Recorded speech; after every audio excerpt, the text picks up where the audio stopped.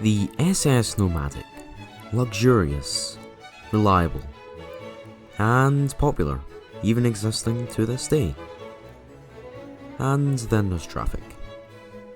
Even though she had a somewhat uninteresting career compared to her sister, she still has a noteworthy story to tell.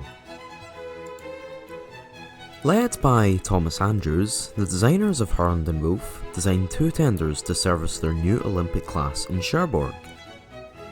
Traffic had two decks that could accommodate around 1,000 people. Electric conveyors for loading mail and luggage were placed at her bow and stern. Harland & Wolff laid down Traffic's keel on the 22nd of December 1910. Traffic was then launched on the 27th of April 1911, 2 days after her running mate Nomadic. On the 18th of May, Traffic passed her sea trials, with no notable events occurring. And on the 27th of May, Traffic was officially handed over to White Star Line.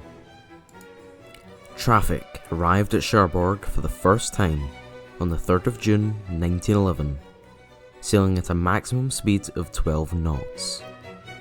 Although Traffic was British owned and flying the flag of the White Star Line, the board of registration of the Traffic was Cherbourg and operated by a French crew.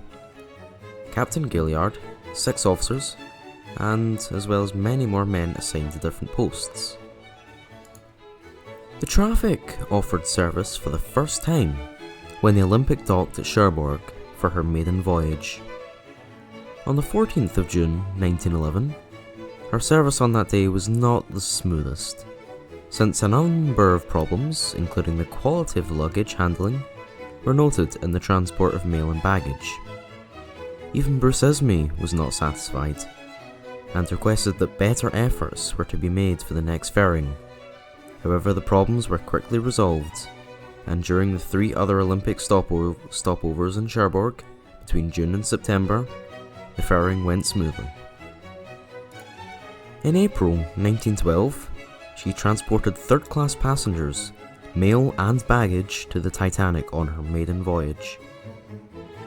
The next day, Traffic again carried immigrants to another White Star liner, the Adriatic, which would eventually bring Titanic survivors back to England a few days later.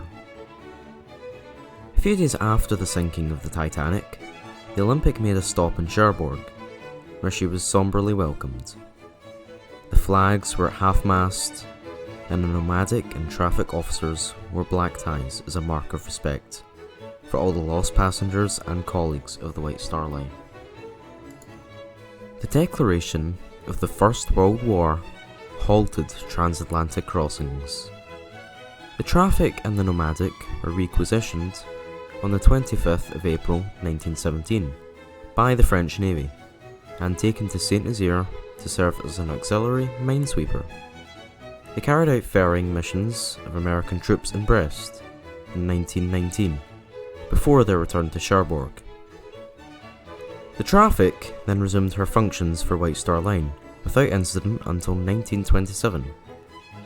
On this date, Traffic and Nomadic were sold to a company in 1927 that I'm definitely not going to pronounce the name of, and continued to serve as tenders, but now called on many large vessels using the port.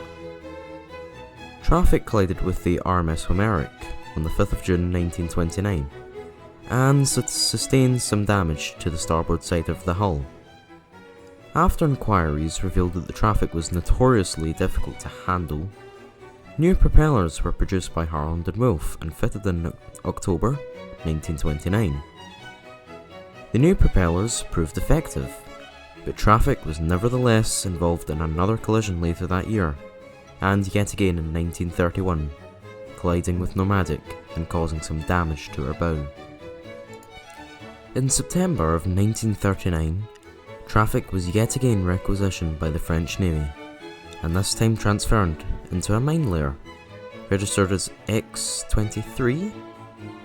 When France was under German occupation, the German army took control of the port on the 17th of June 1940. X-23 was scuttled in the harbour to avoid capture by the enemy, The ship was then raised by the Germans, refurbished, and used as a coastal patroller, but it was later proved that she was very ineffective in this role, and could only go at a maximum speed of about 6 knots, resulting in her being torpedoed and sunk very easily by the Royal Navy on the 17th of January 1941. Afterwards, her wreck was raised again by the Germans.